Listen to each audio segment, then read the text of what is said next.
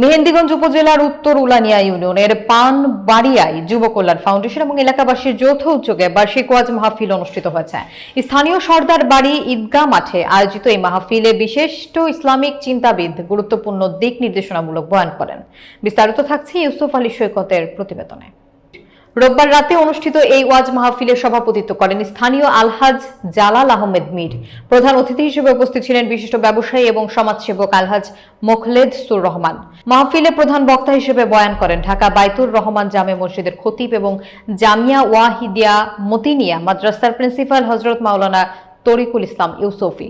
বিশেষ বয়ান অংশ নেন মাওলানা শফিকুল ইসলাম হাফেজ, মাওলানা ইউসুফ হোসেন, সিদ্দিকুর রহমান এবং জাহাঙ্গীর হোসেন।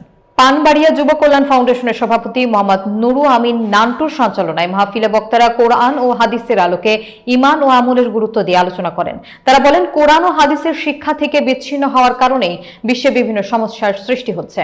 মোনাজাত শেষে উপস্থিতদের মাঝে তবারক বিতরণ করা হয়। বক্তারা ইসলামকে প্রতিষ্ঠিত করতে যুব সমাজের ভূমিকার উপর গুরুত্ব আরোপ করেন।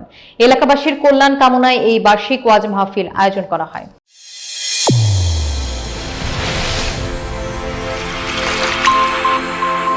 চ্যানেল A1 হৃদয়ের স্পন্দন।